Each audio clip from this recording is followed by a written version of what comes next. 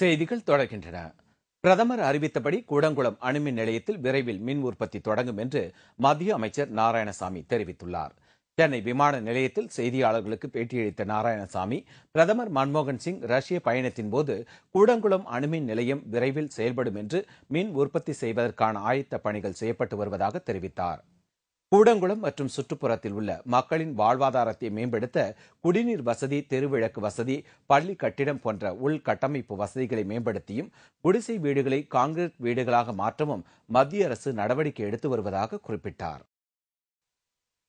சிவகங்கையில் உள்ள பிரபல தனியார் நகை கடையில் 42 லட்சம் ரூபாய் மதிப்புள்ள 200 சவரன் தங்க நகைகளை கொள்ளையடித்துச் சென்ற சம்பவம் அப்பகுதியில் பெரும் பரபரப்பை ஏற்படுத்தியுள்ளது. சிவகங்கையில் உள்ள நேரு பஜாரில் நகைக்கடை ஒன்றை நடத்தி வருபவர் பழம்பதி. இவர் கடந்த 15 ஆண்டுகளாக நகைகளின் பேரில் பொதுமக்களுக்கு கடன் கொடுத்து வந்தார். இந்நிலையில் நேற்றிரவு பழம்பதி நகைக்கடையில் புகுந்த மர்ம நபர்கள் சுமார் 200 சவரன் தங்க நகைகளை கொள்ளையடித்துச் சென்றனர். வழக்கம் போல் இன்று காலை கடையை திறக்க வந்த பழம்பதி கடையின் பூட்டு உடைக்கப்பட்டிருப்பதைக் கண்டு அதிர்ச்சி அடைந்து உள்ளே சென்று பார்த்தபோது நகைகள் திருடப்பட்டது தெரியவந்தது. இதுகுறித்து சிவகங்கை போலீசார் வழக்கு பதிவு செய்து புலன் விசாரணை நடத்தி வருகின்றனர். இதேபோல் திருச்சி திருவானைக்கோவில் அருகே ஓய்வு பெற்ற அரசு ஊழியரிடம் நூதன முறையில் சாவியை திருடி வீட்டை திறந்த மர்ம நபர்கள் சுமார் 4 லட்சம் ரூபாய் மதிப்புள்ள தங்க நகைகளையும் வெள்ளி பொருட்களையும் திருடிச் சென்றுள்ளனர். வீரபத்திர கோயில தாத்தா வேலை செய்யறாங்க. வயசான கண்ணு தெரியாதா, பக்கத்துல அந்த ஒரு பிஹெச்எல்ல வேலை செய்யணும். அவர் கூட ஃப்ரெண்டுன்னு சொல்லி சைக்கிள் அந்த வயசா அவர் 50 வயசு இருக்க மாட்டார் அந்த ஆளுக்கு. அவன் என்ன பண்ணிட்டா, டக்கு தெரிஞ்சவன்னு சொல்லி பேச்சை கொடுத்துட்டு சாவியை தெரியாமல் எடுத்துகிட்டு வந்துட்டாரு. அங்கே ஒருத்தர் பார்த்த ஒருத்தர் இருந்தார். நான் இங்கே பக்கத்து வீட்டுக்காரன் பார்த்தப்ப அவர் தான் எடுத்துட்டாங்கன்னு சொன்னாங்க. சாவி எதுவும் எடுத்துட்டாங்க. உடனே திறந்தா வெளியே உள்ளே போகிறப்ப பார்த்தா அதுக்கப்புறம் என்ன ஆச்சுன்னு தெரியலாம். வெளியே போயிட்டாங்க, ஆஃபீஸுக்கு போயிட்டாங்க. தான் வந்தேன் பக்கத்துல தள்ளி. நாமக்கல் அருகே உள்ள சுங்கச்சாவடியில் அடிப்படை வசதி செய்து தராவிட்டால் வருகிற 1ஆம் தேதி முதல் சுங்கச்சாவடியை முற்றுகையிட்டு போராட்டம் நடத்த லாரி உரிமையாளர்கள் முடிவு செய்துள்ளனர். நாமக்கல் கரூர் தேசிய நெடுஞ்சாலையில் தனியாருக்கு சொந்தமான சுங்கச்சாவடி இயங்கி வருகிறது. இந்த சுங்கச்சாவடியில் தேசிய நெடுஞ்சாலைத்துறை ஒப்பந்தப்படி சாலை உபயோகிப்பாளர்களுக்கு கடந்த 2 ஆண்டுகளாக அடிப்படை வசதி செய்து தரப்படவில்லை. ஆனால் சுங்க கட்டணம் மட்டும் வசூலிக்கப்பட்டு வருகிறது. இது தொடர்பாக செய்தியாளர்களை சந்தித்த மாநில லாரி உரிமையாளர்கள் சம்மேளன தலைவர் நல்லதம்பி, அடிப்படை வசதி செய்து தராத இந்த சுங்கச்சாவடியை கண்டித்து வருகிற 1ஆம் தேதி போராட்டம் நடத்த முடிவு செய்திருப்பதாக கூறினார். இதுவரை எந்தவிதமான பணிகளும் மேற்கொள்ளப்படவில்லை. எனவே இதை கண்டித்து வருகின்ற 1/2/2012 காலை முதல் அந்த வழியாக செல்கின்ற கார், லாரி, பஸ் போன்ற அனைத்து தரப்பட்ட வாகனங்களுக்கும் நாங்கள் சுங்க வரியை செலுத்துவதில்லை என்றும் முற்றுகை போராட்டம் நடத்தி அந்த பணிகளை நிறைவு பெறும் வரை அந்த வழியாக செல்கின்ற வாகனங்கள் எதுவும் சுங்க கட்டணம் செலுத்த வேண்டாம் என்று மாநில லாரி உரிமையாளர் சமூகம் சார்பாக கேட்டுக்கொள்கின்றோம். திருக்கோவிலூர் அருகே பழங்குடியின பெண்கள் பாலியல் பலாத்காரம் செய்யப்பட்ட வழக்கில் சம்பந்தப்பட்ட போலீசார் மீதான வழக்கை வருகிற பிப்ரவரி மாதம் 20ஆம் தேதிக்கு சென்னை உயர்நீதிமன்றம் தள்ளி வைத்துள்ளது.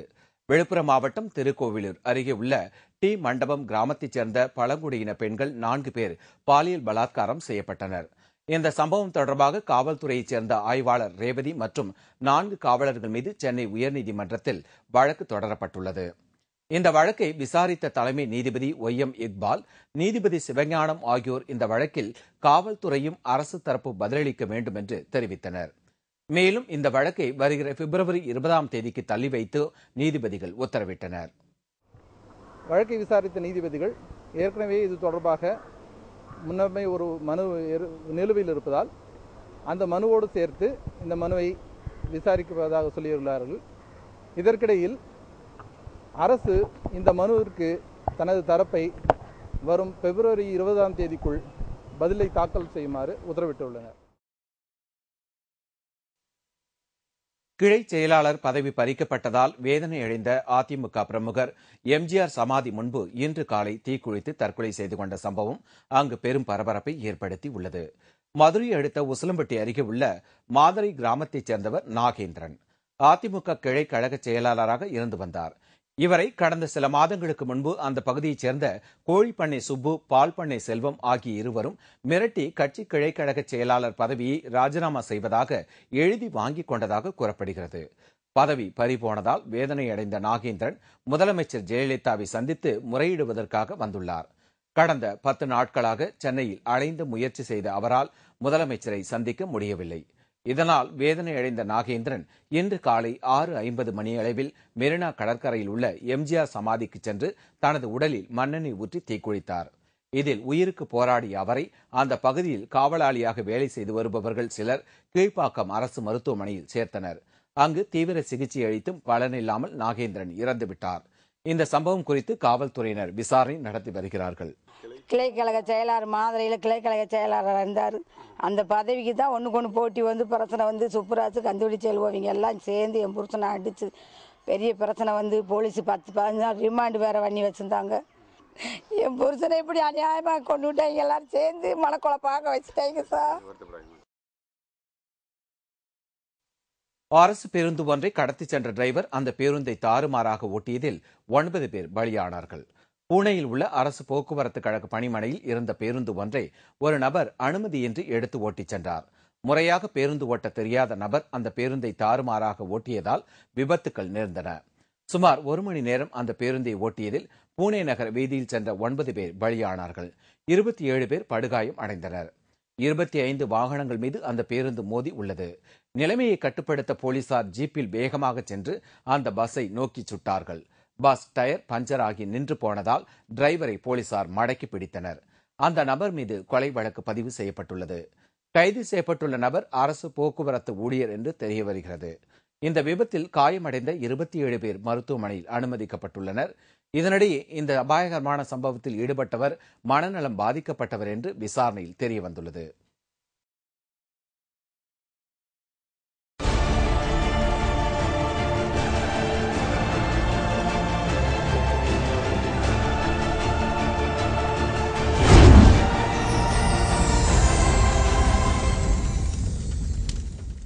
ஆச்சரியம், ஆனால் உண்மை. உள்ளத்தில் உறுதி இருந்தால் ஊனம் ஒரு பொருட்டல்ல. இரு கைகளும் இல்லாத ஒருவர் சர்வசாதாரணமாக தனது பணிகளை செய்கிறார். கால்களால் பிரஷை பிடித்து பல் துலக்குகிறார்.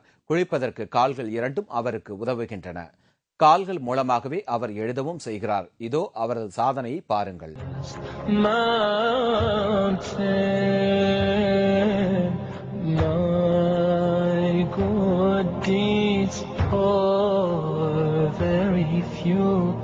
They're like a small pebble.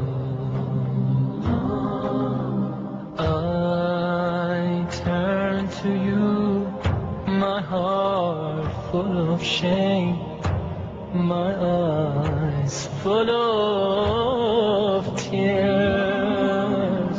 Bestow your forgiveness and mercy upon.